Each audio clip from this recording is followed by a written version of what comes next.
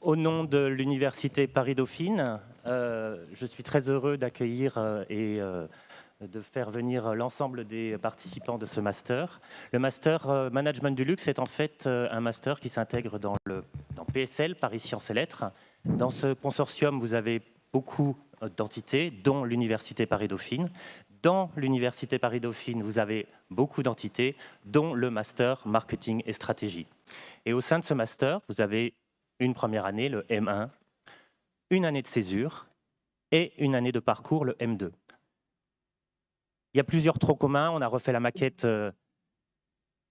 pour être en phase à la fois avec les évolutions du temps et les attentes des étudiants. Et aujourd'hui, on est très fiers de pouvoir présenter une maquette qui est totalement alignée, nous semble-t-il, avec les enjeux qui se posent aujourd'hui à la population. Alors ce master, c'est un master qui a plusieurs axes. Je ne sais pas si on le voit là. Oui. On a essayé de construire ce master avec ma collègue Ariel Monroe-Dumaine pour avoir une vision un peu 360 des enjeux du luxe aujourd'hui. Le premier axe fondamental, c'est celui qui explore la notion de création de valeur autour d'un sujet très théorique, d'enjeux théoriques. Donc, on a un module sociologie et marketing du luxe et un module retail excellence du luxe. On a un deuxième axe sur lequel on travaille, qui est un axe plus stratégique, orienté marché et client, avec deux modules aussi, un module marché et stratégie de marque, et surtout un module stratégie locale et clients internationaux pour pouvoir comprendre comment il faut s'adapter aux différentes régions du monde. Ça, c'est un petit peu l'axe universitaire, théorique et stratégique, mais le luxe, c'est aussi l'art, la création, la connaissance artistique. Et c'est pour ça qu'on a développé un quatrième module qui est, je ne sais pas si on le voit, un axe créatif autour de la connaissance artistique, de la connaissance de l'histoire de l'art, du design, de la mode et de la gestion de collection. Donc vous voyez qu'on a trois grands thèmes, une vision très universitaire, une vision très business, une vision très créative, artisanale, et puis, in fine, une dimension, un axe qu'on a essayé d'appeler à l'épreuve du réel, qui est plus pragmatique et qui confronte les étudiants à deux grands challenges. La première, c'est la notion de learning by doing. Donc, c'est tout ce qui est hackathon, challenge, voyage d'études. Cette année, nous sommes allés à Milan et rencontré énormément d'entreprises. Et puis, vous avez une nouveauté qui est, dans le cadre de PSL, la possibilité de choisir des options et d'ouvrir le cerveau des étudiants à plein de nouveaux contextes, de nouvelles idées. Et puis, le deuxième module de ce volet pragmatique à l'épreuve du réel, c'est le défi de la data. Et on a voulu vraiment accentuer cette année l'effort sur la compréhension des enjeux de la data, notamment autour de l'IA, de la business analyse et du marketing digital.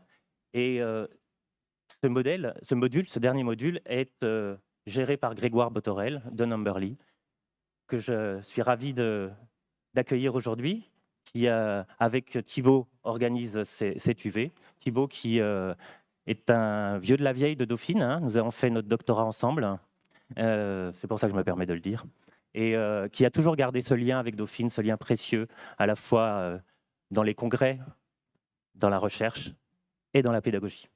Merci. Merci Fabrice, bravo. Alors, je précise que ce qu'a dit Fabrice, ce n'est pas tout à fait exact, puisque moi, je suis un drop-out. Je n'ai jamais terminé mon doctorat. Mais on est ravis de participer et d'organiser avec le master cette conférence aujourd'hui. Dans un lieu particulier, hein, vous aurez noté cette table immense, magnifique, avec des petits boutons rouges pour nous quand on veut parler ou pas.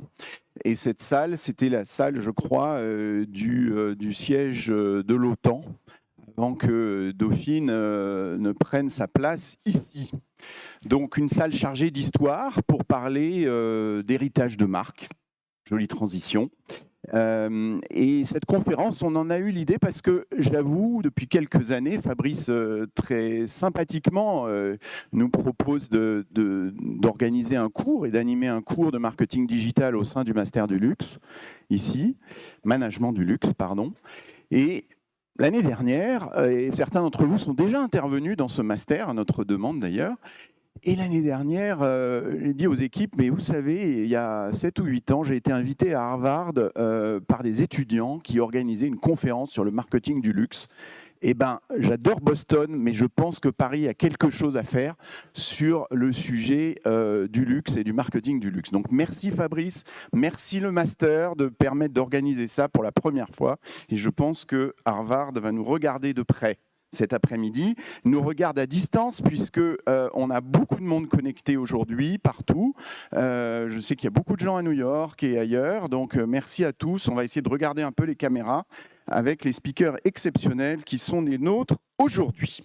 Alors, on va donc, je vais vous présenter tout de suite nos 5 speakers exceptionnels, en commençant à ma gauche par Nourine Virani. Hello, Nourine. Nourine speaks beautiful French, but she insisted on keeping it for whenever she wants, so I will ask the questions in English. C'est pas vrai. C'est pas vrai. C'est pas du tout. C'est You see? totalement Thibaut. Mais merci de m'avoir invité aujourd'hui. Désolée, ça serait vraiment anglais pour moi parce que je ne pense pas que mon français c'est à le niveau pour aujourd'hui. Mais je vais essayer dans la prochaine année, peut-être dans quelques années, je peux revenir en faire des choses en français. That's a deal. Okay, we have a first deal here this afternoon. That's something. So, thank you, Nourine, so much. We have Adrien on my right. Hello, Adrien, bienvenue. Un habitué des conférences de Numberly et toujours un immense plaisir de t'accueillir. Tu es Global Chief Digital and Marketing Omnichannel Officer chez L'Oréal Luxe. Je me trompe ou pas? Non, Écoute, exactement c'était pas ça. facile. Alors, merci infiniment, Adrien, une fois de plus. On a également Isabelle Guichot. Ravi de vous accueillir, Isabelle. Isabelle, vous êtes CEO du groupe SMCP, que tout le monde connaît, que tout le monde pratique, j'espère. Donc, Sandro, Mage, Claudie Pierlot. Fursac, Et Fursac, qui ne n'est pas dans jamais oublier l'acronyme, mais Fursac. qui est présent. Voilà. Merci beaucoup, Isabelle. On est honoré de votre présence. Merci Et de puis, on a l'invitation. Stéphano. Bonjour, Stéphano. Alors là, on est sur une autre région du monde que je vous Bonjour à laisse tous. deviner. Merci infiniment, Stéphano. Ça dépend si vous reconnaissez mon accent. Voilà. C'est toujours un plaisir, Stéphano, de vous accueillir. Vous êtes VP Brands and Communication au sein de la division bateau de Beneteau, dont on imagine que c'est quand même la plus grosse division. Hein. Donc, Oui, c'est Voilà. la plus grosse division. La division Merci pour royale. l'invitation et bonjour à toutes et à tous. merci beaucoup, Stéphano. Et puis, un habitué du Master du Luxe, une référence dans le domaine du conseil, c'est bien sûr Jonathan Siboni. Bonjour, Jonathan. Merci d'être là. Tu clignotes, ce qui est jamais bon. Ce qui est jamais bon. Là, c'est mieux. Là, c'est parfait. Ouais. Non, c'est Trump qui m'a bloqué. Écoute, merci de l'invitation. Ravi d'être avec vous. Du côté des sans vestes, je vois. On est du côté des chemises, mais je suis ravi de pouvoir échanger avec. Mais on peut autrement plus changer respectable. avec la chaleur des débats. Je sens que les choses vont bouger. Alors, merci Jonathan. Et tout de suite, je laisse la main, je crois, à Jules et Cléa du Master qui vont nous donner un petit éclairage pour ouvrir cette conférence. Pas très bien, mais je peux faire sans. C'est bon. Ah, ça y est, magnifique. Donc, je suis Jules, voici Cléa. Bon, on va être honnête avec vous. Quand on a commencé à préparer cette conférence et qu'on a entendu le mot data, on n'était pas franchement emballé. Oui, parce que data, ça peut faire un petit peu peur. Ça sonne très technique, un petit peu abstrait, parfois même comme un cours de maths à 8 heures. Mais c'est aussi quelque chose qu'on peut voir comme complètement opaque, une espèce de force invisible qui agit sur nous, mais sur laquelle on n'a aucun pouvoir. Et surtout, ce n'est pas forcément ce qui fait rêver. Quand on pense au luxe, on peut plutôt penser émotion, désir, créativité, pas de tableau Excel. Et quand on parle de ces éléments, on peut parler d'un film que j'espère vous avez vu, Le Diable s'habille en Prada 2. Et il y a cette scène où il y a un milliardaire qui explique à Miranda Presley, aka Anna Wintour, que l'IA pourra demain tout faire. Plus besoin de designer, de shooting, ni même de mannequin. Tout pourrait être généré artificiellement. Et d'une manière on ne peut plus juste, Miranda lui réplique quelque chose de très fort. Elle défend la beauté, l'artisanat, en disant que le luxe est the best of human achievement. Et on a trouvé ça très intéressant parce qu'au fond, toute la question est ici. Comment est-ce qu'on utilise la technologie et la data sans perdre ce qui fait justement la valeur clé et principale du luxe, l'humain? Et en effet, en travaillant sur cette conférence dans le cadre du module Les défis de la data dans le luxe qu'on a suivi cette année, notre regard, il a quand même évolué, notamment grâce aux intervenants dont Fabrice parlait tout à l'heure, donc Jill Burton, qui nous a aidé à décrypter l'IA dans le secteur du luxe, ou encore Thibaut Carbartier, qui travaille chez Chanel et qui nous a vraiment partagé son expertise de business analyst. Et enfin, Grégoire Botorel à notre droite et Jonathan Siboni, qui nous ont beaucoup aussi aidés à éclairer ces sujets. Et à travers leurs interventions, on s'est rendu compte qu'on regardait peut-être le sujet de la mauvaise manière, parce qu'au fond, la data, c'est quoi, Jules? La data, c'est de l'information. C'est de l'information sur tout plein de choses. Les clients, les comportements, les commandes, la logistique, les produits. C'est de la data, c'est de l'information brute. Et la data n'est pas une finalité en soi, c'est plus un moyen. Un moyen au service d'une vision, d'une histoire et d'une relation cliente augmentée. Donc au début, on se disait, bon, ok, mais c'est quoi le rapport avec la créativité?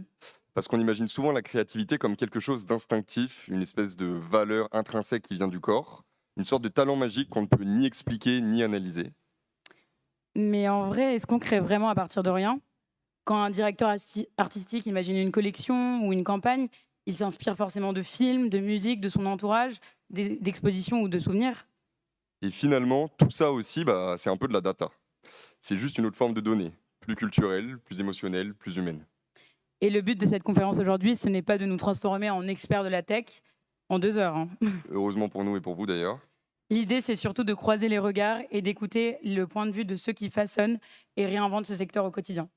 Et pour cela, nous avons l'immense honneur d'avoir assis juste en face de nous des experts absolus du sujet. Donc nous tenions tous à vous remercier très sincèrement d'être parmi nous aujourd'hui et de partager avec nous vos expériences, vos réflexions et votre vision.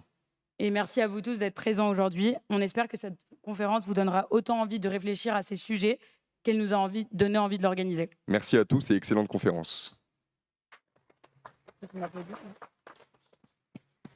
Bravo. Bravo Cléa et Jules. Ils sont bien tes étudiants, Greg et Fabrice, chapeau. Hein. Ils sont mûrs. Bon, encore 3 semaines, je crois, de cours, mais on voit que Harvard a qu'à bien se tenir. Alors Greg, je te passe la parole tout de suite. Pardon, Fabrice. Ah, mais... Bravo, prof. Alors pour démarrer, on vous propose une prise de hauteur académique, même si ce qu'on vient d'entendre, je trouve, est en soi déjà une très belle prise de hauteur, avec Grégoire, responsable de la R&D chez Numberly et professeur associé à Assas. Paris 2, Assas. Oui. Merci beaucoup Thibaut. Je pense qu'il y a une petite zapette avec une slide ou peut-être qu'en régie on va suivre. Merci beaucoup. Oui, formidable. Parfait. Merci beaucoup. Alors, comme Cléa et Jules, vous nous le disiez, en effet, vous l'avez bien souligné, luxe et data, c'est un peu un paradoxe. Et c'est de ce constat-là qu'on est parti au mois de septembre ensemble, avec cette idée que le luxe, c'est le monde de l'émotion, du temps long, peut-être un peu du mystère aussi. Et puis, on a abordé ensemble le monde des algorithmes, de l'immédiat et de la transparence. C'est précisément le sujet d'un article de recherche récent, septembre 2025, dont le titre, et vous l'avez ici, un Luxury and Algorithm. Alors c'est un article que je trouvais intéressant parce qu'il a guidé la construction du programme de notre après-midi. C'est un article qui fait le constat que de plus en plus d'expériences avec des marques de luxe, qu'on a peut-être tous les jours, sont en fait intermédiées de plus en plus par des IA et par des algorithmes. On est exposé de plus en plus à des créas générés par l'intelligence artificielle, du ciblage, du scoring, des algorithmes de recommandation, de la personnalisation dans les programmes CRM. Et cet article-là pose la question, premièrement, du désir. Qu'en est-il du désir intrinsèque au luxe et du besoin croissant de résilience des maisons de luxe face à la montée en puissance de la data et de l'IA? Alors, pour travailler sur ces 2 dimensions, le désir et la résilience, cet article il propose de travailler sur 3 dimensions que vous voyez à gauche. Et donc, cet article est intéressant parce qu'il propose un modèle, probablement le premier modèle. La première dimension, luxury as a system. Donc c'est l'idée, en fait, quand on dit luxury as a system, de dépasser le produit. De dépasser le produit pour essayer d'unifier 3 mondes. Le premier monde, c'est celui du produit physique, qui devient connecté. On en parlera avec Stéphano tout à l'heure. qui a plusieurs vies. On en parlera peut-être avec vous, Isabelle, tout à l'heure.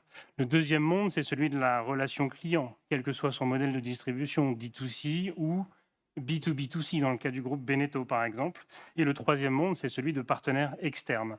Bref, on voit bien que sur cette dimension, le luxe comme un système, on a des challenges, mais aussi des opportunités d'un point de vue data et IA. La donnée ne s'arrête plus à l'achat, ce n'est plus seulement le consommateur ou le client qui génère cette donnée, elle circule en continu et elle relie le produit physique qu'on achète, les boutiques, donc le retail, et la seconde vie du produit. L'enjeu clé, c'est celui de la souveraineté de data first party, mais aussi de la data collaboration. Hein. Dans la dernière étude CMO Spend Survey de Gartner en 2026, on apprend que les budgets marketing plafonnent 7,8% du chiffre d'affaires d'une maison de luxe en moyenne. Pour vous donner une petite idée, c'était 11% en 2019. Donc on a bien une baisse et une forme de plafonnement des investissements en matière de marketing dans le mix. Donc la question qui se pose d'un point de vue souveraineté data ou d'un point de vue data collaboration, c'est est-ce que chaque euro investi est investi pour créer un écosystème data first party et pour accélérer autour de cette tendance de data collaboration et partager de la donnée de manière sécurisée, peut-être entre maisons au sein d'un même groupe, mais aussi avec des partenaires externes sur la vague du commerce média. La deuxième grande dimension de cet article-là, c'est la précision émotionnelle. Alors l'idée de mieux anticiper le désir. Alors, qu'est-ce qu'on va chercher dans la précision émotionnelle? C'est l'idée de comprendre pourquoi un consommateur achète du luxe. Pas seulement ce qu'il achète, mais pourquoi il achète, en termes de statut, en termes de culture, en termes d'appartenance aussi, au lieu de simplement traquer ce qu'il clique ou ce sur quoi il a navigué. Donc l'idée de cartographier des moteurs émotionnels implicites ou des aspirations identitaires du client. Bref, il s'agit de décoder en fait la motivation plutôt que la transaction. Et c'est ça qui est intéressant d'un point de vue data. La dernière étude de Bain, qui fait référence dans l'univers du luxe, qu'on a beaucoup parcouru en cours, 2025, nous dit que dans le portefeuille de clients de ce marché, du luxury good, il y a un segment de clients intéressant qu'on appelle les clients aspirationnels dans l'étude de Bain. Les clients aspirationnels, c'est les upper middle class, qui pendant longtemps ont fait la croissance du luxe par une stratégie de volume. Ça fait 2 ans, deuxième année, que ce segment a perdu 50 millions de clients à l'échelle mondiale.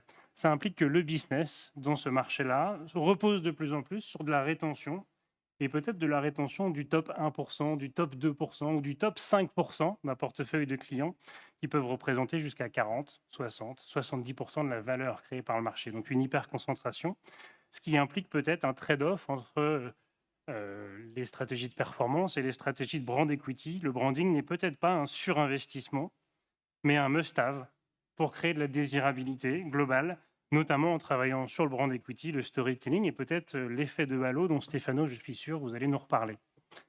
Et la troisième dimension qui est intéressante dans cet article, c'est cette idée de fit entre l'héritage et l'innovation. Thibaut t'en parlait en introduction, cette notion d'héritage, on va en reparler avec Nourine dans un instant.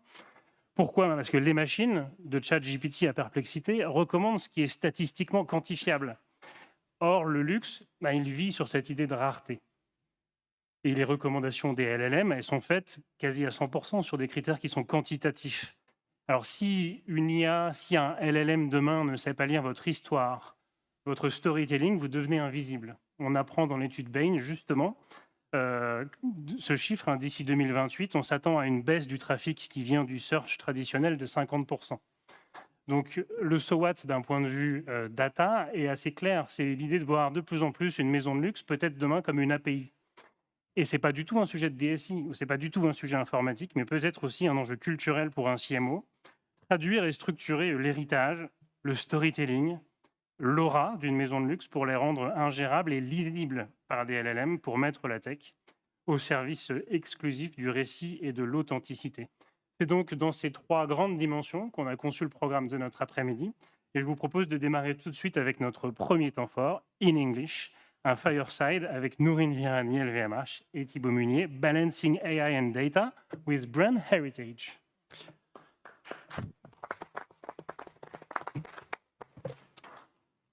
Thank you, Greg, and congratulations. He's brilliant. Huh? Brilliant. Hein? Même en français, j'ai compris beaucoup de mots. Meaning, culturel, donc très bien. Storytelling, oui. Thank you so much, Greg. And so it's a pleasure to kick off this first roundtable, this fireside chat, actually, together with Nisreen. How are you doing, Nisreen? Yes, press one more time, it will turn red and you will be live. If someone could help Nisreen. So I will quickly introduce you, Noreen. It's an absolute pleasure. You are reference in the domain. You started with L'Oréal. We met then. You were, I think, on the UK market. I know, and you've built an amazing journey among multiple leadership roles, always centered around CRM, data, customer strategy, including more than 6 years at L'Oréal, I believe. And now you are Group Director, Data and Insights at LVMH Group. Thank you for being with us, Noreen. Merci. I'm a little worried about Nisreen's mic. I do not see that it is red. You have no choice but to come over here with us I think it's and good. get comfortable. I think it's good. Here it is. I think it's perfect now.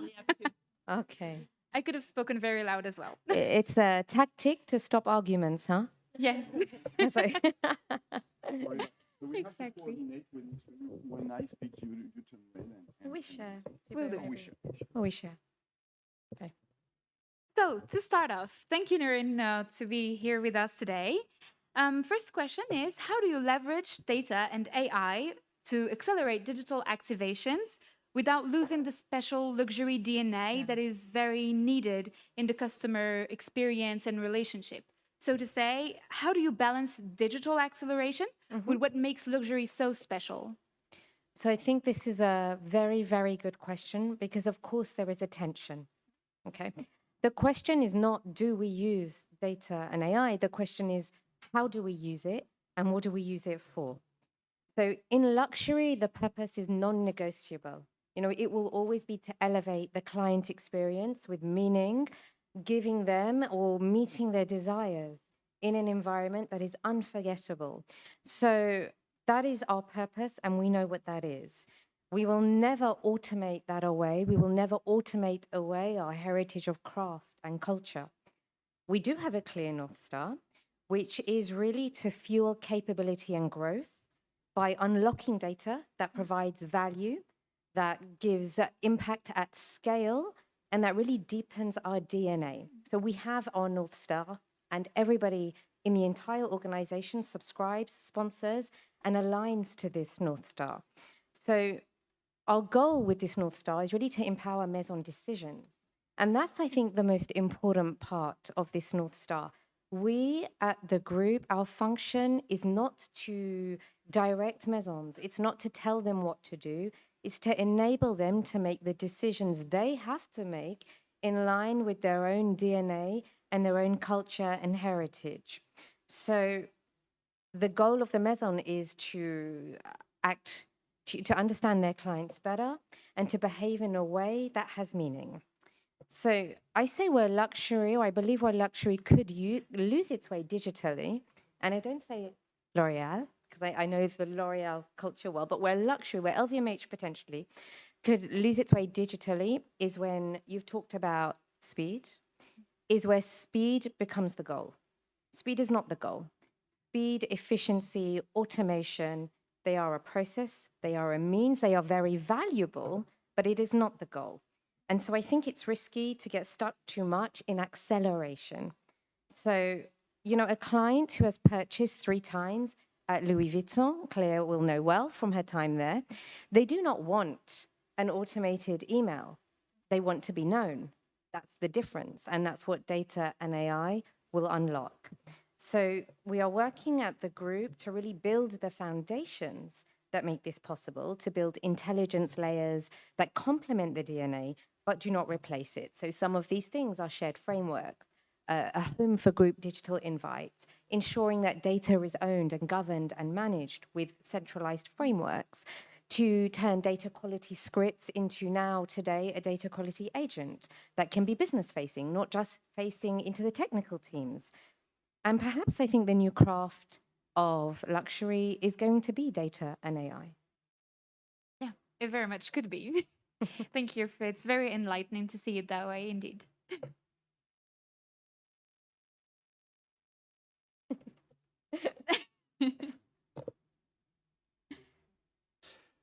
Thank you, Nesrine, and thank you, Noreen, for this this great first answer.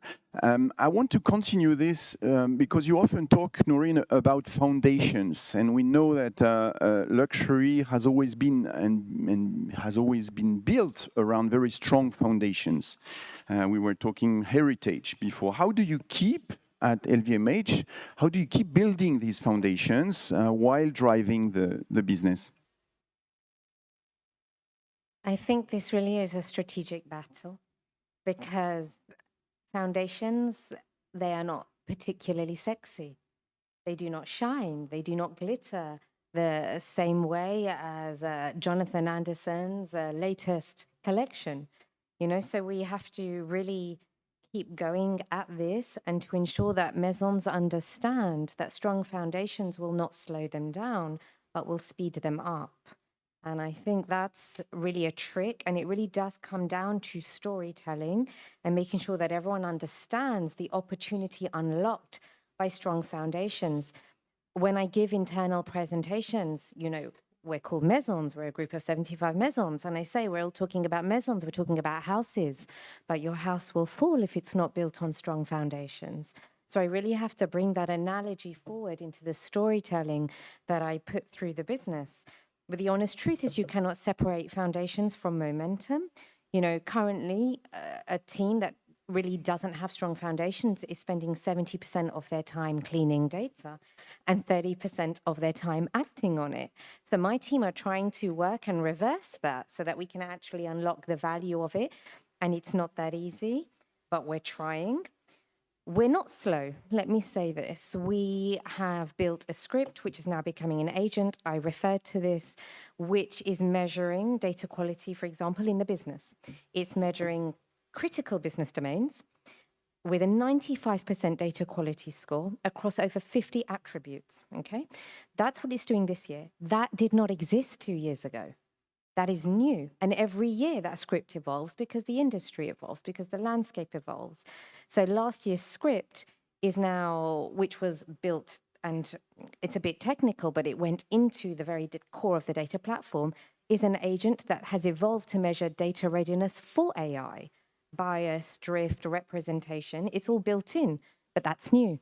So that's the kind of work we're doing to ensure that we speed up. But we cannot get there without strong foundations. And I actually challenge my team to present without using the word data. Sometimes I say to them, present to a maison, but don't use the word data in your presentation because it's not about data. Data for data has no purpose or value. Present thinking about business, because when you're building foundations, you're not building anything technical, you're building trust. And I think that's the difference. Thank you, Noreen. So moving on, we know it can be quite hard for larger groups, especially to define and align on a strong AI vision and strategy as capacities and tools continue to evolve at lightning speed, as we just said. So how are you handling that across all your brands at LVMH? I mean, this is really hard. This is genuinely one of the things that we try to do all the time, and I'm not sure if anyone has the answer, because the industry is moving faster than any planning cycle. So I think we're just trying, like everyone else, to make a difference. What we do have, and I think what makes the difference, is a clear strategic vision. So for example, AI for All, this has been shared publicly by the group. It's been shared a number of times. We're focusing on clear AI use cases, okay, that add value on the ground. So we are looking at AI for marketing and media, AI for operations, AI for commerce and client, enabled by data and enabled by strong foundations. And of course, AI is the pillar or the engine in the middle of all of this. And we're not going to maisons and saying, you must do this. We're working with them to reshape what they're doing, because AI is not playing the game better. It's not scoring the ball faster. It's perhaps understanding that the goalpost has moved and playing a new game. And so we're challenging them all to reshape. It's something that's been sponsored at the highest level of the organization and has come down from the LVMH Comex. And so that's what all the maisons are being challenged to do. So our goal is really capability and growth, and we're very outcome focused. We're not making technology bets. So I think that's something important, but I want to pick up on something. You said large group. We're not a large group. LVMH is a holding business, and we are many maisons, and they will all behave uniquely, and their uniqueness is their differentiation. We think like many maisons. We think like, in a small way, I think. We certainly don't have the teams of a large group. Okay, so I'll say that. The way that a 300-year-old maison who has a deep heritage of tradition, the way that they use AI is very, very different to the way a beauty retailer like Sephora will use AI. And so we don't think like a large group. We try not to approach what we do as a large group. We start with a vision, and we start with purpose, and we take it from there. It's dangerous to move fast, but it's dangerous to move slow. So we have to find the balance in the middle. Thank you so much. Noreen, you just mentioned Sephora, which is a very interesting case within your 75 Maisons. We all heard recently about a partnership signed together with OpenAI. We thought maybe you could give us some clues about this partnership and explain everyone what it is about. It's very exciting, no? This partnership. And I gave you anyway the opener because I knew where we were going. So I mentioned Sephora, but I think this is really exciting. I know well the teams that did this, and I applaud them. I think that it was a great move by Sephora US. Obviously, we have to remember they're in the right place in the right moment. Sephora US is based in San Francisco. They are surrounded by this entire environment. They're there first. And I think that culture they've picked up from being on the ground in the ecosystem is actually quite rare, but also an enabler. So that's the first thing I'd pick up.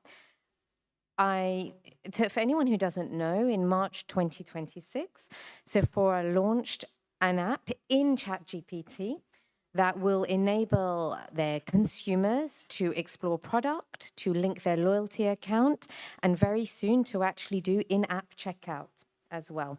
And so for us, this is quite significant.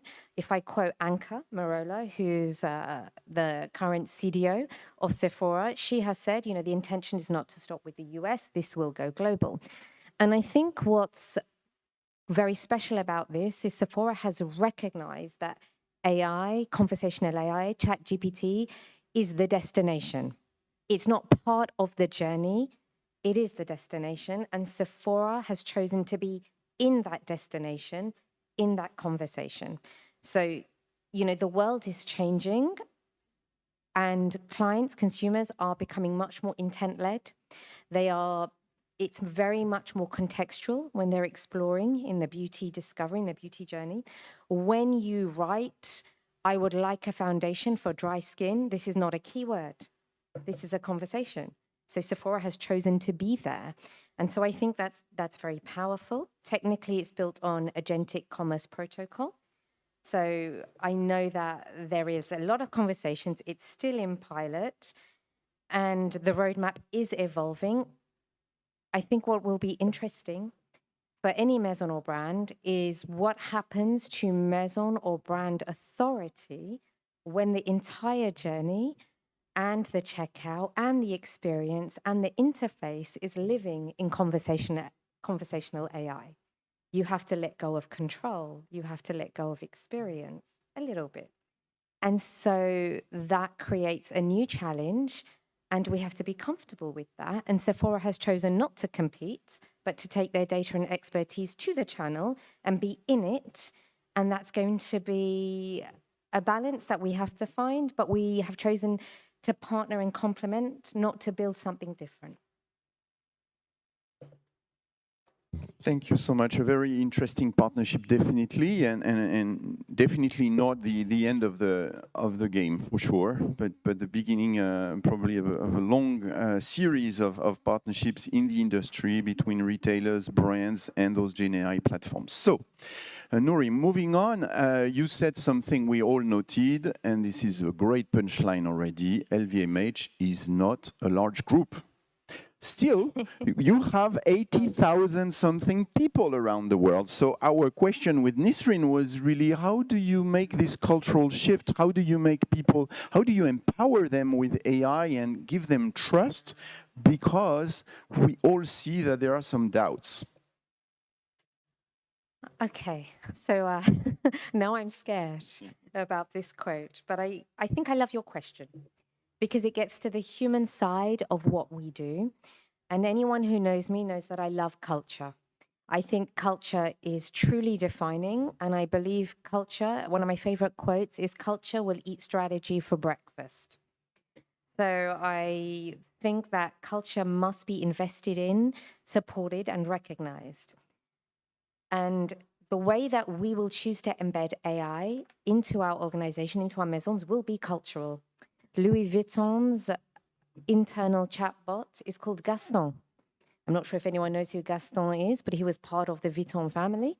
So it's cultural, and we are playing there in the maison's culture. So AI for All is one of our initiatives. We launched it across the world in all métiers, but we recognize that a merchandiser will use it differently in assortment to a group data scientist, to a client advisor in a boutique.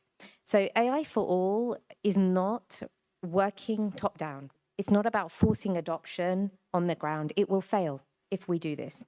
What we are doing is we are embedding it on the ground in a way that will change behavior and become habitual. So for example, there is the normal fast track modules, online upskilling, partnerships with industry players, but there is also a series of AI for All days that we're doing by métier that will touch thousands of talents in the group.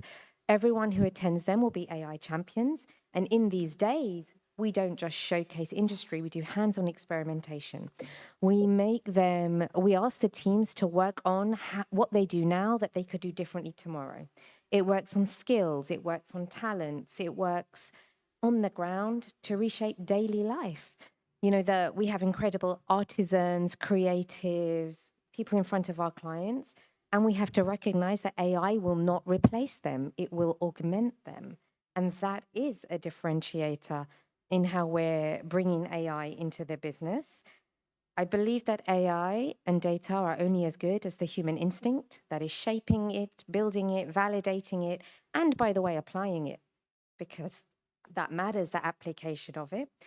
And I don't think that AI, and I will end here, I don't think that AI yet, and I know some people will challenge me, but it cannot truly understand the feeling of the client who has managed to get the latest Lady Dior bag reimagined by Jonathan Anderson. It cannot do this. It can recognize the moment, it can plan for it, it can create the moment, but it doesn't feel it yet. So human is very important, and that is the message we're sending internally. Thank you, Noreen. So in this very human framework and using data as a tool, how do you handle discrepancies in digital maturity between your brands, and how do you handle knowledge sharing and upskilling across all brands of LVMH? So the difference in maturity, it's a feature, right? Let's recognize this. It's not a bug. It has to be managed well, but it's not, actually speaking, it's not a problem. So LVMH is a collective, large group, collective, but it's not homogenous, okay? We have clients that are among the most sophisticated luxury maisons or businesses in the world, and they are deeply rooted in slowness, craft, heritage, and that's deliberate. That's a decision, that's determined, and that's okay for us. So the role of the group and my team is not to challenge that or to change that. It's not to create the same thing everywhere for everyone. We support with skeletons, with frameworks, with playbooks, with products that can be applied and adapted. And that's very, very important. The role of my team is to be incremental to what the Maison will do anyway, to take them into a place perhaps they could not get to by themselves. And that's one of our goals.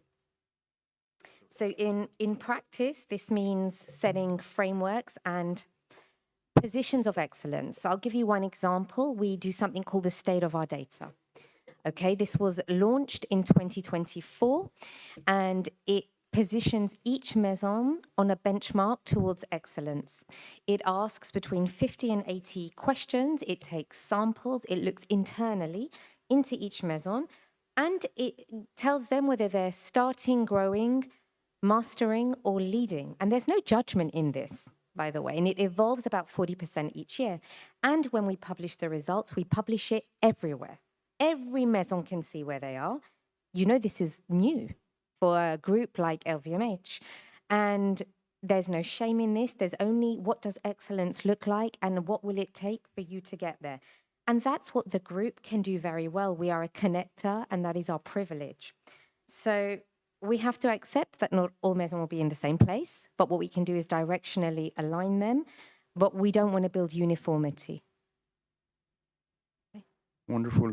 I suggest, conscious of time, that Nisreen, we go to the last question, and then we'll keep some time for the questions in the room. I have some, don't worry. Okay. Yes, of course. So the last question is a question that will be quite helpful for us as we're asking you for advice. So what advice would you give for students like me, like all of us here, who would like to work in the luxury industry and are very interested in it in terms of skills and experiences as well? Okay, I love this question, and I will give you a little bit of my answer to the other questions in response to this question, because they do cross a little bit. So the first thing is you must stay curious, okay? You must understand why you are doing what you do and what is your goal. You need to be comfortable with data, of course, but remember, luxury is built on desirability and meaning. So yes, you're comfortable with data, but you need to understand the why. Otherwise, you have lost sight of the purpose for what you do. The second thing is to be the bridge in your business between strategy and execution. If you're working for LVMH and you're in the group, you have to be a bridge between the group and the Maison. Because one of the differentiators of success is how linked data and AI is to the business. If you are in an organization where you happen to sit in an IT team, you happen to be in an organization which is siloed, and some still are, and you are not that bridge, you will not win because you will lose touch of where the business is going. I think the last thing really is there's nothing wrong with specializing. Specializing will give you credibility, but staying curious will make you connected. And I think that's where you have to aim to be. Thank you so much, Noreen. And now it's time for questions in the audience. Do we have a question here? Or actually among speakers as well. It's perfectly fine. You have a red button. You can go for it. Take advantage of that. I can start with one. You know, you've been talking quite a lot, and thank you so much, Noreen, about some of the tech challenges that all organizations face.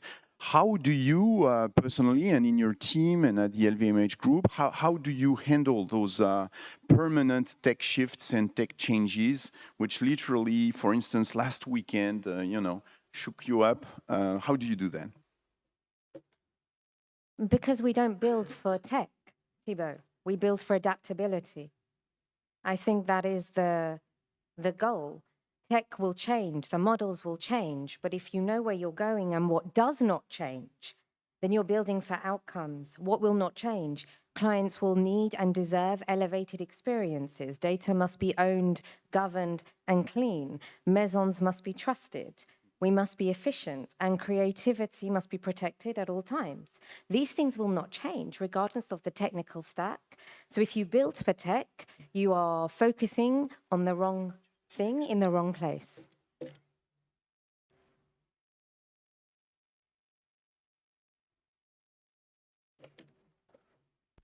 You know, models will change, but needs do not change. That's another one. Me a question. Needs will not change. Hello. Yeah. I I have agree a with question. Thibaut. Yeah. Yes. Amir. Yes. Thibaut. Yeah. Behind you. Wait, Yes, Romain. my question is, you talk about all the great things you are doing. I don't doubt that you have a lot of win. What is the biggest area of doubt that you might have in your what you do at LVMH or in the era of AI and luxury? Shall I repeat the question? What is the biggest area of doubt I may have in my area? This is a really good one. I still doubt where we are adding real value. I have no doubt that we are adding value, but I doubt where that is happening. And in the world of data and AI, it's not so easy to measure. You're not on the front line, okay? You're sitting at the foundational level, you're sitting behind teams that are taking that into business. And we are, of course, being faced like everyone else with the challenge on what is the ROI, what is the impact, what is the return on investment. You're telling me that AI will save 20%, but my P&L is not saving 20%. So you're still having to try and understand where and how you're adding value. And what we are, it's not a doubt, but because we have no doubt, perhaps where the business is doubting us is how can you, or where are you bringing this value into the business? And so we're trying to shift that into where it's not about saving money, it's about increasing productivity. It's about becoming more effective at what we do. We try and remove any doubt ourselves by working very closely with the maisons. We do not do any POCs, we do not launch any frameworks, we do not scale any pilots. We do not change anything without having maisons collaborate with us and build it with us. Nothing we do is top down. Everything we do is collaboration, always on the ground. Yeah, can I? When AI started to grow big, I was super surprised to see just about everybody going to ChatGPT and ask questions, and luxury was definitely one of among the topics what that were happening. The bad news for the maison is that all those questions stayed with ChatGPT, and you had no idea what was going on there. So how many questions, what are the questions are, what the answers are. And so we saw some reactions fairly recently with Sephora in the US. So you added an AI agent in the website. So now you can listen, now you can answer, now you know. Now I was wondering, does Sephora give the information to Dior as well? We never share data between maisons. However, we do share intelligence between maisons. So there is a line there. So we do have competing categories across some of our maisons, so we do have to be careful. But we recognize together we are greater than alone, no different to L'Oréal. And so what the group does is act as that connector to leverage intelligence and to understand the direction of travel that could be beneficial to all. So no, Sephora will not pass directly to Parfum Christian Dior what is being asked. However, we do have an internal digital cockpit called Enlight, which is plugged in and can tell us and tell everybody the categories of conversation, the contextual insights, the trends and where things are going, because of course, if you're looking at historical data, you're only looking backwards. So you have to look forwards too with a little bit of prediction. We do look at things that we know are happening. So for example, I can tell you that, our top VICs are in an average of 5 maisons because we know some things. We do have collective intelligence built at the group. We have to use it very wisely. None of the group shares any PII or personal or proprietary information with any other maison, and that's a very distinct choice for the group, but intelligence does exist. Thank you. Wonderful. I think we could go, we have a last one. Go ahead, please.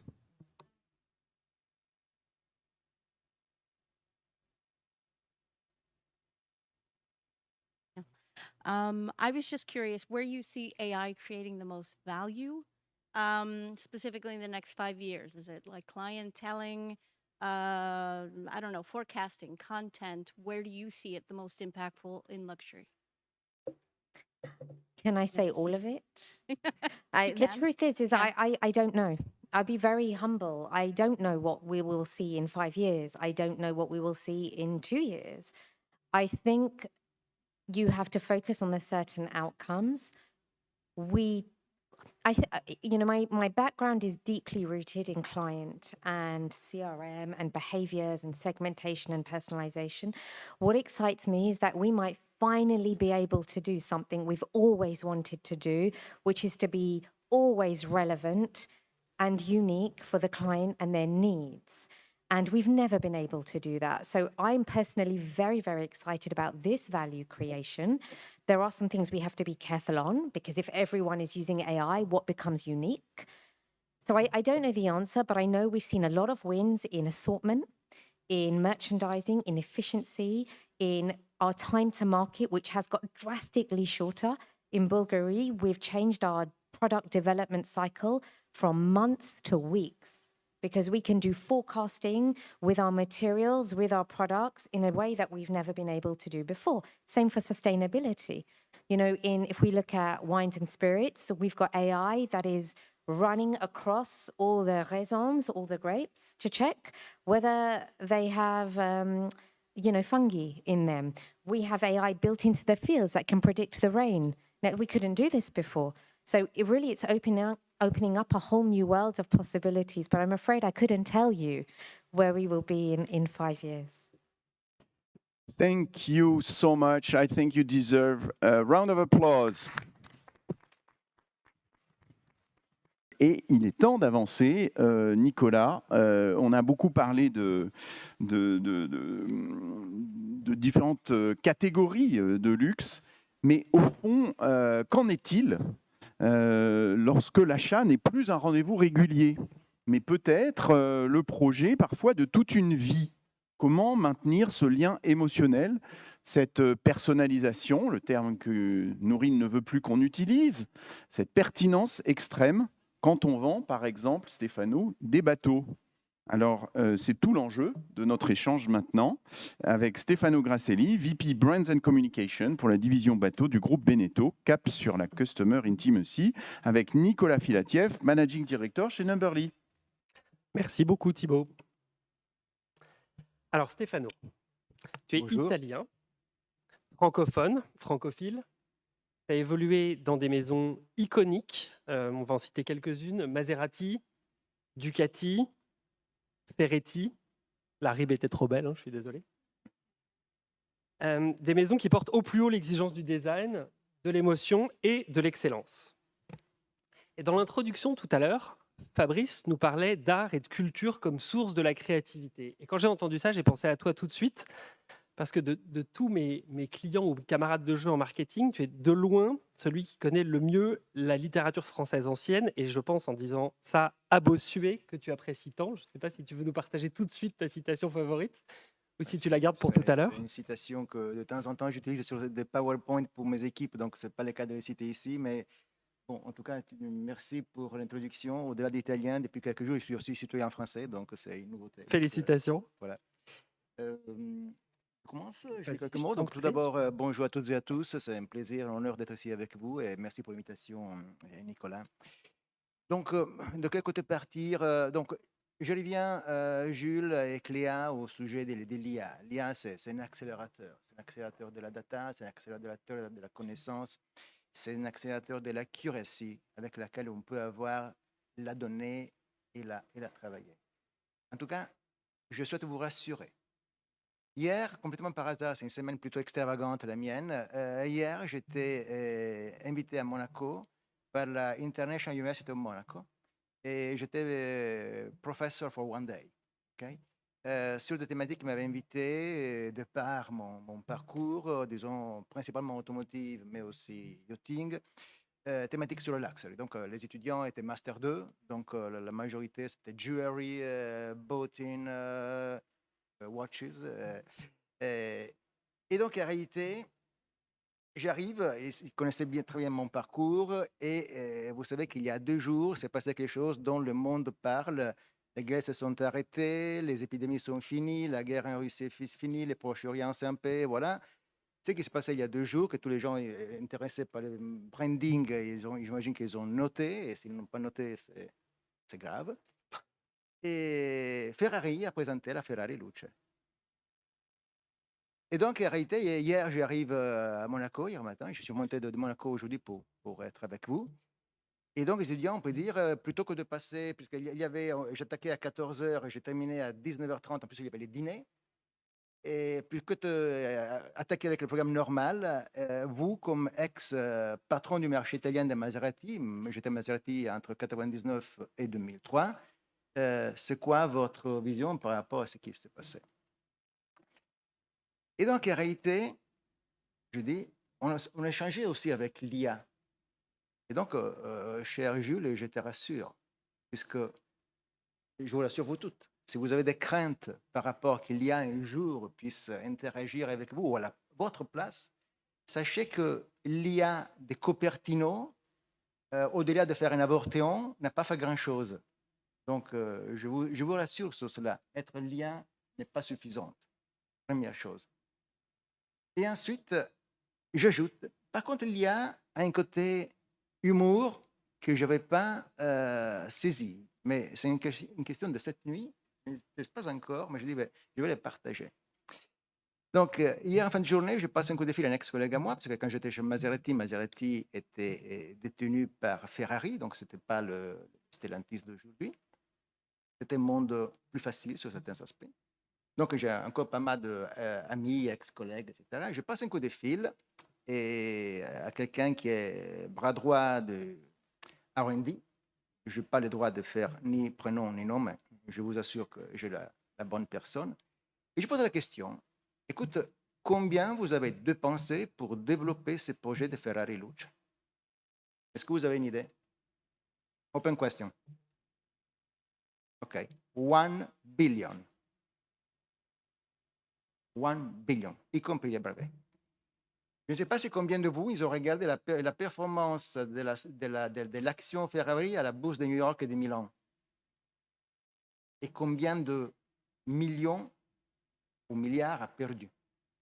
Donc, je prends tout ça et hier soir, c'était une nuit courte, je balance tout dans l'intelligence artificielle de notre groupe, puisque notre groupe, pour des questions de confidentialité, nous a interdit d'utiliser ChatGPT, Claude, Grok, etc. Nous avons une IA à nous, puisqu'en réalité, ensuite, on a parlé de volumétrie. La volumétrie, ce n'est pas la volumétrie de l'automotive. Nous faisons 5000 bateaux par an pour faire, grosso modo, 1 billion de chiffre d'affaires.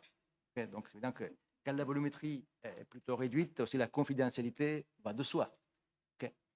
Bon, alors, je vais tout injecter dans l'intelligence artificielle. Alors, donc, j'ai dit, bon, 1 billion pour développer ce projet. Le projet semblait que c'est une catastrophe. Au-delà de cela, Montezemolo, qui m'avait embauché au début des années 2000 pour Maserati, l'a interviewé, il a dit, on espère qu'ils vont enlever les chevaux cabrés de la voiture, puisque tellement est moche. Voilà. Donc, je mets tous les performances à la bourse, ce qu'ils ont investi, la photo, les photos de quelques Ferrari historiques. Et j'ai dit, qu'est-ce que je pourrais dire à quelqu'un de Ferrari d'une façon professionnelle, mais avec de l'humour?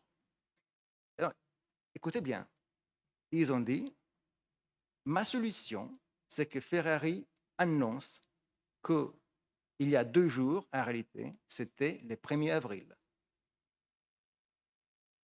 Et il a justifié. Il a dit, 1 billion d'investissements, regarde ce qu'il a perdu du flottant à la bourse. Il va dire, c'était une poisson d'avril, surprise. Et le truc remonte. Donc, j'ai balancé cela à des ex-collègues de Ferrari dans la nuit. Je n'ai pas encore vérifié les réponses, mais ça peut être extravagant. Donc, pour l'instant, je vous rassure, rien à craindre sur l'IA qui puisse interagir avec vos rôles. Voilà. Bon, on a une pensée émue pour Ferrari. Dans le groupe Beneteau, Ton rôle, c'est évidemment de couvrir toutes les marques. Alors en France, à peu près tout le monde, si vous êtes approché d'une plage, connaît les marques Beneteau ou Jeannot, mais il y en a beaucoup d'autres, parmi elles, certaines beaucoup plus luxueuses, hein, Excess Catamaran, Lagoon, Prestige Yacht. Est-ce que tu peux nous parler un peu de l'histoire du groupe, de vos audiences et de vos priorités? Oui, et je vais utiliser le slide. Je t'envoie 4 slides, je pense, en fin de matinée pour faire la synthèse, le groupe, la genèse, les moments clés, les marques, comment on est organisé. Je ne sais pas s'il y a quelqu'un qui peut bouger le slide. Oui, éventuellement. J'ai mis où? Je cible. Bon, voilà. Donc, tout d'abord, le groupe, il a 140 ans d'histoire. C'est le plus ancien constructeur de bateaux du monde.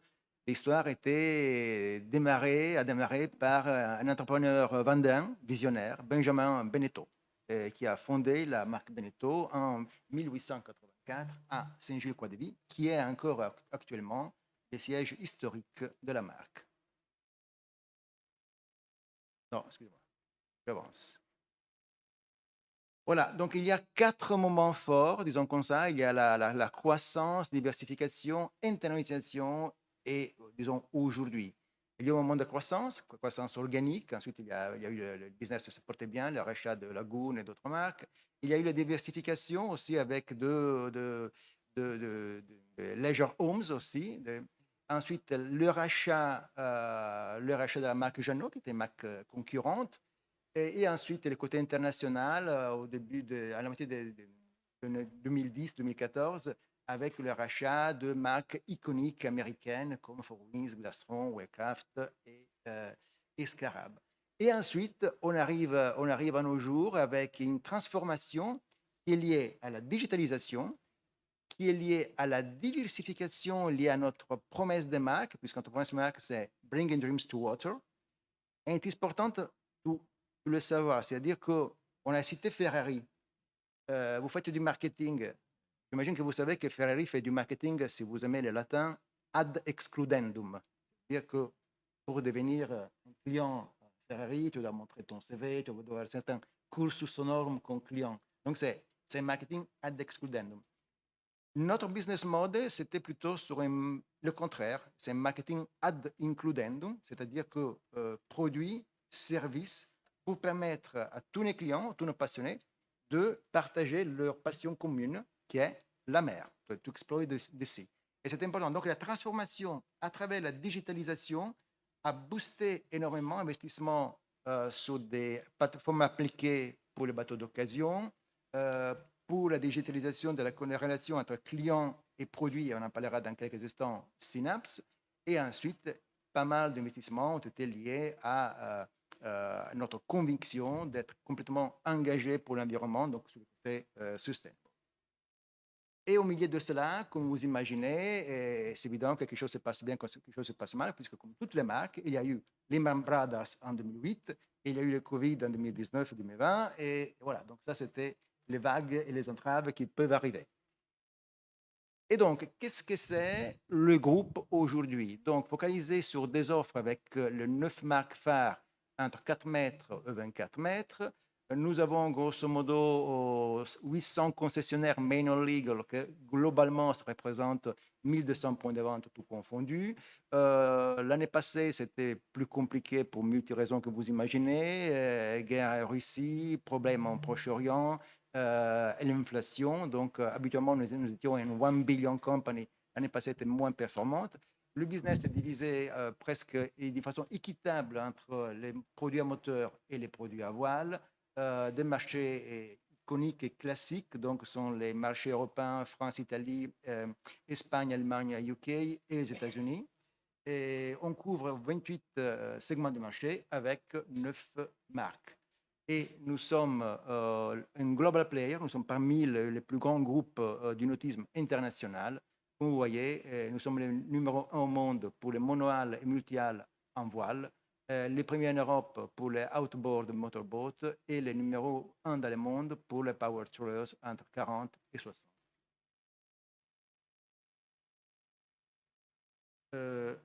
Voilà, donc comment nous sommes organisés? Nous avons 9 marques et en réalité 18 marques en total, puisqu'il y a le 9 marques de la division bateau et ensuite il y a les marques des services dans le plein respect de Bringing Dreams to Waters, donc marques dédiées aux bateaux d'occasion, marques dédiées au charter, marques dédiées au boat club, donc vous pouvez payer une fee et profiter d'un bateau à votre convenance, et marques dédiées au financement.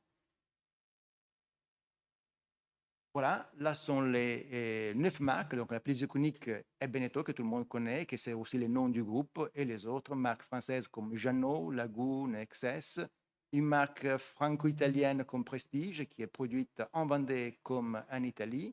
Une marque dédiée à la navigation fluviale électrique dans le respect de la soutenabilité, comme la marque Delphia, et les marques iconiques américaines. Nous sommes 6400 employés dans le monde entier sur 16 sites de production.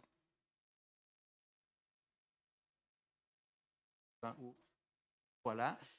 D'une façon opérationnelle, nous sommes divisés en 3 business units en fonction de l'approche vis-à-vis du marché. Les deboating, donc pour des moteurs hors bord, les moteurs yachting, moteurs intrabord, et les sailing pour les bateaux à voile. Merci beaucoup pour cette présentation du groupe. Alors, on va essayer de réconcilier la data et le luxe. Vous avez un rôle très particulier, B2B2C. Il y a une triangulation, si je puis dire, entre le groupe Beneteau qui fabrique des bateaux, les concessionnaires qui les reçoivent et qui les vendent, et vos clients finaux. Comment est-ce que la data que vous avez sur vos sites, dans vos bases, dans l'app Synapse dont tu as parlé, que tu as évoqué à l'instant, et puis aussi de la donnée chez les concessionnaires, quelle articulation est-ce que vous avez entre ces sujets data? Quelle gouvernance data pour un modèle tripartite? L'articulation, à ce moment, c'est au centre de nos projets et au centre de nos préoccupations, puisque c'est vrai que nous sommes un business model B2B2C, très similaire à l'automotive d'ailleurs. Néanmoins, on n'est pas encore structuré comme l'automotive, hélas. Et donc, en réalité, si on cite B2B2C, donc les constructeurs, il a aussi un rôle prépondérant dans la génération des leads. Nous avons un CRM constructeur qui arrive jusqu'aux distributeurs qui ont à leur tour leur CRM à eux. Pour l'instant, les 2 CRM ne se parlent pas, on n'est pas arrivé à les unir. Il y a des projets en cours. Donc, il y a une triangulation entre nos data, les data des concessionnaires et le partage de data qui n'est pas encore optimisé, mais c'est parmi les grands projets de transformation que nous avons, qui ensuite va être nourri par la donnée qui rentre par l'utilisation des apps pour les produits d'occasion et par Synapse, qui est la dernière nouveauté, innovation. Donc, c'est une application qui va mettre en relation les clients propriétaires du bateau, le bateau en termes de cas d'usage, le concessionnaire et les constructeurs. C'est une application qui a une très grande potentialité pour le futur, avec des potentialités pas encore développées, mais il y a une feuille de route qui nous amènerait dans le futur à avoir une clarification et aussi une acuité sur la donnée dont nous avons besoin. Pourquoi? Parce qu'en réalité, notre marché, c'est un marché plutôt flattish. Malheureusement, c'est au moment la condition macroéconomique l'impose, guerre à droite, guerre à gauche, il manque qu'il y ait une nouvelle épidémie. Et donc, en réalité, d'un côté, on a besoin d'avoir une data encore plus extrêmement claire et analysée et pouvoir la décrypter, la décortiquer, la transmettre à nos concessionnaires qui ont la tâche de la qualifier. Donc, davantage le marché est stable et davantage il faut avoir une clarification de la data vis-à-vis de ce prospect. Et de l'autre côté, il faut élargir l'entrée, l'entering gate, the edge of the sales fund. C'est-à-dire que si on parle d'une façon de communication, pas uniquement se focaliser sur ce qu'on appelle dans le jargon marketeur le bullseye target, mais aussi élargir le spectre et travailler sur le buying target. Ça, c'est la grande différence. Surtout sur le haut de gamme de certaines de nos marques. C'est parmi les enjeux que nous avons. tout cela, bien évidemment, mais on a déjà cité les sujets, avec dans le plein respect d'une communication de chaque plateforme de marque, avec le correct storytelling, le correct activité de branding, le correct déploiement holistique à 360 degrés sur ce qu'on appelle les classiques 4Ps des manuels de Kotler dans le marketing. Donc tout cela, on est bien en phase, dans le plein respect des core items de chaque marque, mais il faut de plus en plus décrypter la data, analyser la data, puisque autrement, les risques, si la data n'est pas qualifiée, vous risquez de faire des campagnes, des collections de prospects ou d'événements ou d'autres choses à l'aveugle. Un prospect qui n'est pas qualifié, dont vous n'avez pas une vraie mesure sur son intention, en termes de vraie intention d'achat, en termes de timing, et qui n'est pas qualifié, il rentre automatiquement dans la campagne suivante. Donc, il y a une perte de cible et vous risquez de faire des campagnes à l'aveugle. Donc, pour nous, et on revient au sujet de la volumétrie, 5000 bateaux par an qui nous amènent à 1 billion de chiffre d'affaires. Tenez en compte 5000 bateaux par an. Ferrari, qui est dans les luxes, c'est 13 000 voitures. 13 000, nous sommes à 5 000. Lamborghini, donné à la main, sont 10 000 voitures. Donc, vous voyez que la volumétrie, ça joue énormément sur la accuracy que vous êtes obligé à avoir. Et c'est évident que si on revient au sujet de l'intelligence artificielle, il a une valeur ajoutée énorme en termes de monitoring d'un côté, qu'on fasse les choses correctement, et de l'autre côté, d'une analyse encore plus percutante. Merci beaucoup. Je me permets une toute petite précision sur ce que tu as dit pour être sûr que tout le monde dans la salle, notamment les étudiants, comprennent tous les concepts. La différence entre bullseye target et buying target, c'est le fait très simple que 99% au moins des gens qui vont sur le site de Beneteau ou qui apprécient les pubs qu'on peut pousser sur Instagram ou ailleurs n'achèteront jamais un bateau Beneteau. Et donc, comment est-ce qu'on fait? C'est évidemment important pour la puissance de marque, mais comment est-ce qu'on fait pour focaliser un maximum d'investissement marketing sur les gens qui peuvent acheter des bateaux, qui sont une toute petite proportion de ceux qui aiment la marque? Et exactement. Et sur certains aspects, vous serez amené, pour vendre davantage, de devoir aussi créer de la culture. À une époque, je connais plutôt très bien quand Ferrari il s'est lancé en Chine et n'était pas présent en Chine, et il a dû créer de la culture.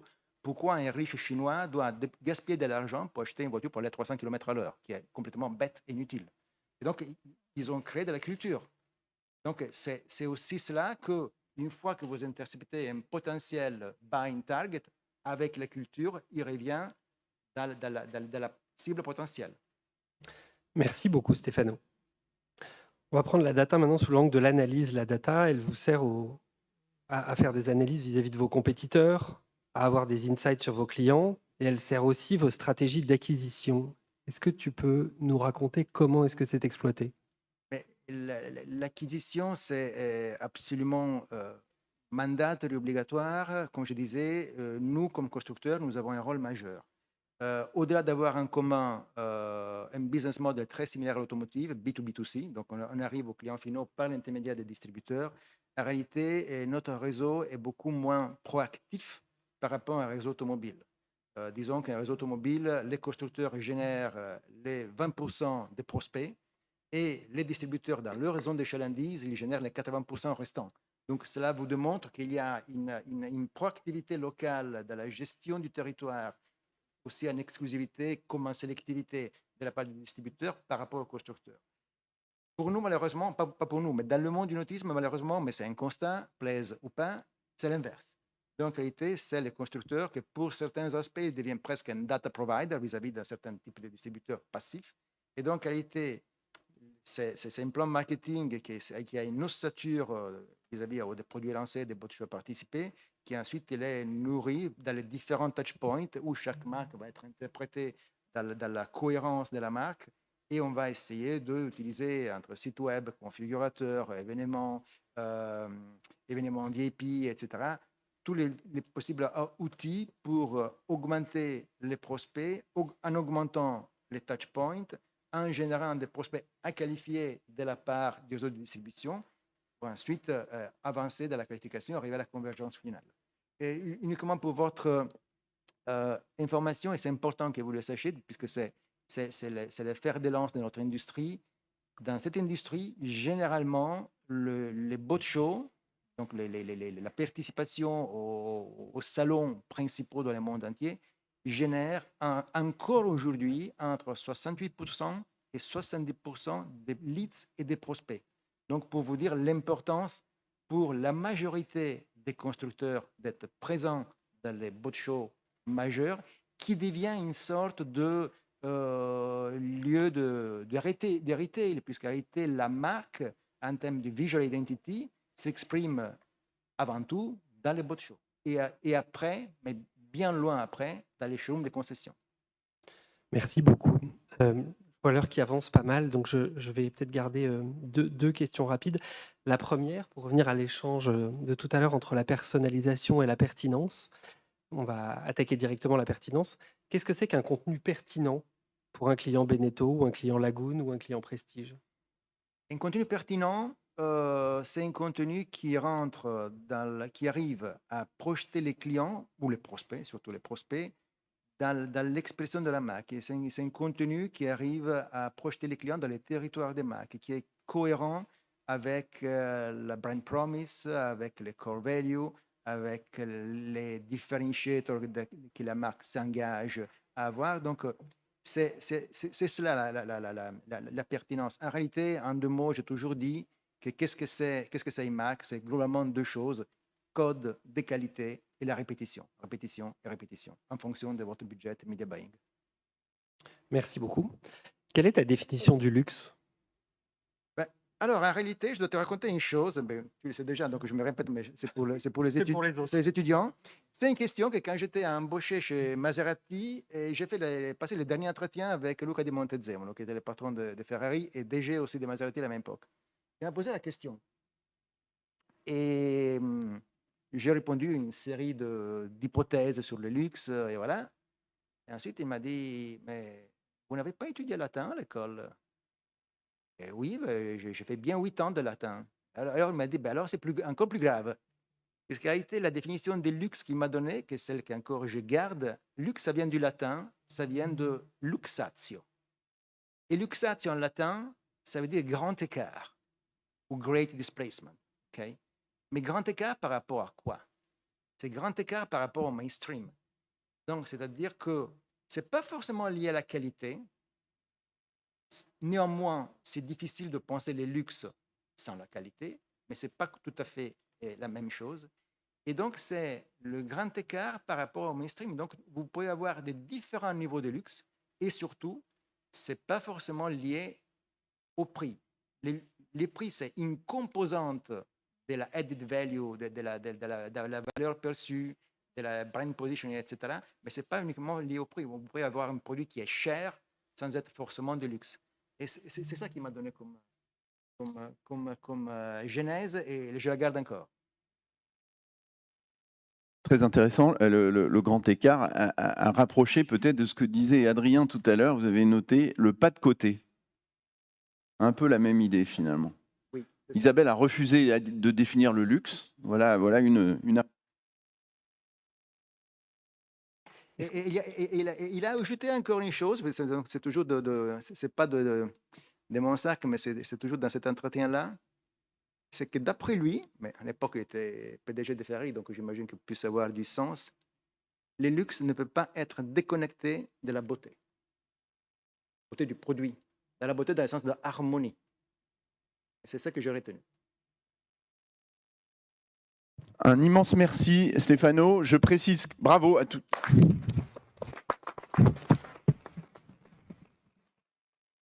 Je sais que vous avez des questions. Sachez que vous pourrez les poser à chacun de nos intervenants dans très peu de temps. Mais d'abord, je passe la parole à Jonathan qui a la douloureuse mission, difficile mission, de trouver quelques key takeaways cet après-midi. Alors, douloureuse, je ne sais pas, mais je crois que là, ce qui est key, c'est de vous laisser aller away, ça c'est sûr. Et je vois du reste qu'à l'heure de l'intelligence artificielle, quand il y a trop d'intelligence, le respect du temps et tout l'informatique du monde n'est pas toujours aisé. Alors, quelques idées rapides, puisque je n'ai qu'une parole.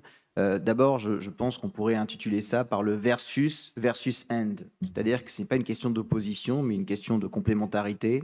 Pour reprendre un petit peu les thèmes qui ont été évoqués à de nombreuses reprises, j'entends beaucoup « data is not my enemy ». Ok, c'est pas grave, tout va bien se passer, ne vous inquiétez pas. Et pourtant, il y aurait eu potentiellement de quoi s'inquiéter, semble-t-il, puisque le lien entre le luxe et la data n'était pas évident, il était peut-être même contradictoire. D'un côté, on a le luxe qui se nourrit de mystère, de l'autre, on a la data qui est la transparence. D'un côté, on a le luxe qui se nourrit d'élite, et de l'autre, on a la data qui est sur tout le monde. On a un luxe qui est basé sur l'intuition, on a une data qui vient de l'analyse, on a un luxe évidemment qui est basé sur l'offre et une data qui vient mesurer la demande. Donc en théorie, ce luxe et data, on ne sait pas vraiment pourquoi on est là. En plus, ça dure longtemps et il fait chaud. Mais pourtant, puisqu'à Dauphine, on fait bien les choses, on nous a donné 4 piliers qui nous aident à comprendre comment on structure une éducation. Un pilier qui est un pilier théorique, et il y a une réponse théorique qui m'a été amenée par une étude faite par des gens qui ont fait de longues études, et qui dit, ben non, la réponse elle est très simple, il faut faire de l'emotional precision, ok, ou de la performance equity, ouais, de l'heritage innovation. En fait, ils mettent toujours les contextes, les contraires ensemble, donc ça marche à tous les coups, évidemment, et ça ne veut rien dire. Et donc, la réponse théorique, pour l'instant, ne nous aide pas trop, mais on a ensuite eu une réponse beaucoup plus pragmatique, qui est un autre pilier, et bien plus intéressant, me semble-t-il, de dire qu'après tout, et je vous rejoins, Noreen, pardon, la question n'est pas le not if, mais when, et la question n'est pas le not what, mais what for. Pourquoi on fait ça? Quel est le sens profond? Et le sens profond d'un groupe comme LVMH, de L'Oréal et d'autres, ça n'est pas de faire de la data, c'est de faire ce qu'ils doivent faire et de mieux en mieux. Et donc la question, c'est plus de dire comment la data va venir servir, la stratégie va venir servir les groupes, en imaginant que la data, ça n'est rien de plus que de la connaissance et que personne n'a jamais réussi sans connaissance. Donc c'est une nouvelle manière d'appréhender de la connaissance, évidemment, et de la faire se servir, non pas pour être moins créatif, mais pour être plus créatif, ce qui demande un certain travail, je l'entends. Troisième pilier, hein, créatif. J'avance sur mes devoirs. Non pas pour remplacer les personnes, mais pour les augmenter, non pas pour courir après le monde et une data toujours plus nombreuse, pour aller dans votre sens, Isabelle, mais pour anticiper. Et tout ça pour de la création de valeur sur 2 grands thèmes. Un premier qui est pas tant sur le magic, de dire oui, bon, bah, l'IA va nous aider à être plus créatifs, les images, bon, je sais pas. Mais sur le logic. Alors sur le logic, c'est le merchandising, la supply chain, des éléments mesurables, la saisonnalité, le fit. Et un deuxième que j'ai appelé le love at scale, qui est de dire comment on personnalise at scale, mais avec de l'amour, hein, c'est difficile le love at scale, sur le client, l'expérience, la personnalisation, etc. Et de ne pas venir opposer la technologie et l'humain, mais justement imaginer qu'on peut être plus tech et probablement plus humain. Pour conclure, puisqu'il est bien là la question, je voulais rebondir sur ton idée, Thibaut, de temps, parce qu'on n'en a plus aujourd'hui, mais de manière générale. Parce qu'il est l'idée, effectivement, du temps et de l'attention m'amène à une pensée que je vous partage et vous en ferez ce que vous voudrez, qui est qu'en fait, on vit une révolution industrielle. Dans cette révolution industrielle, évidemment, tout a changé. La destruction créatrice nous l'apprend tous les jours, de Schumpeter à Guillaume, mais également l'idée même d'économie. L'économie d'avant, l'économie des ressources, celle qui est basée sur le pétrole ou sur l'argent, elle a des règles. Si je te donne 10 € et que tu me donnes 10 €, on a 20 €. Du reste, si je t'ai donné 10 €, je ne les ai plus. Mais l'économie de la connaissance, qui est l'économie de la data, elle n'a pas les mêmes règles. Si j'amène une data et que tu amènes une data, il y a toujours une nouvelle data, une nouvelle connaissance qui va naître. Et du reste, quand je te donne une connaissance, je l'ai toujours. Si à chaque fois qu'on disait un truc, on sortait plus con, ce serait quand même compliqué. Certains y arrivent. Et la troisième règle qui est un peu différente du reste, c'est qu'on a cette somme qui n'est plus linéaire, qui est positive, c'est de l'optimisme pour l'humanité, n'est-ce pas? Mais en même temps, il y a une mauvaise nouvelle. La mauvaise nouvelle, c'est que pour transférer de l'argent, puisqu'on prend l'exemple de l'argent, c'est très rapide. Envoyer 1 milliard d'euros, c'est un clic. Mais transférer de la connaissance, ça prend du temps. On l'a vu, hein, exploser les compteurs. Ça prend du temps et en fait, ça prend 2 choses. Et ça sera ma question pour vous, chers étudiants. Qu'est-ce que ça prend de transférer de la connaissance? Ça prend du temps et... Un peu plus. C'est une multiplication de temps et... Qu'est-ce que j'ai besoin de vous si je veux vous transférer de la connaissance? J'ai besoin de votre temps et de votre attention. Vous pouvez passer 5 heures à ne pas m'écouter, ça n'aura aucun intérêt. Vous pouvez m'écouter pleinement pendant 1 seconde, ça n'a aucun intérêt. C'est une multiplication de temps et d'attention. Et c'est toute la difficulté du monde contemporain, d'avoir l'attention pendant un petit peu de temps ou d'avoir du temps et de l'attention. Et à quel moment de votre vie, justement, vous avez donné un temps et une attention infinis? Infini. Jamais. J'espère pour toi que c'était déjà arrivé. Je pense que vous seriez plus capable de répondre. Quand est-ce que vous avez donné dans votre vie un temps et une attention infinie? Votre enfance à vous? Peut-être.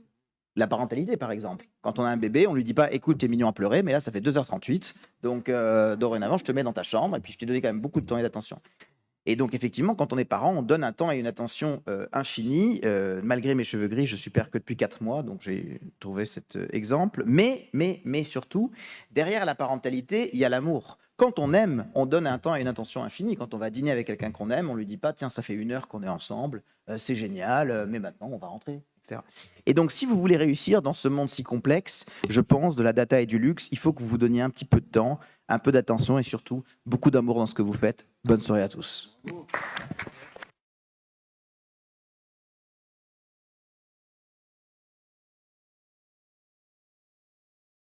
Merci beaucoup, Jonathan, et bravo pour cette brillante conclusion. Je refuse de faire une conclusion de conclusion. Merci à tous nos speakers, merci Isabelle, merci Nourine, merci Adrien, merci Stéphano. C'était passionnant, bravo aux étudiants, plein de courage pour la suite et on est là pour répondre à vos questions and more si nécessaire. Merci beaucoup.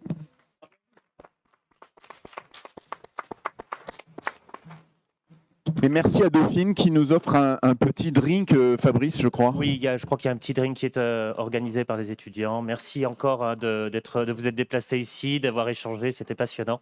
Et il y a plein de choses qui sont évoquées en cours et qui rebondissent ici, qui vont repartir chez eux et dans leur entreprise. Parce qu'ils sont tous déjà en entreprise. Hein. Ils ne vont pas aller après sur le marché du travail. Ils sont déjà sur le marché du travail. Merci à tous.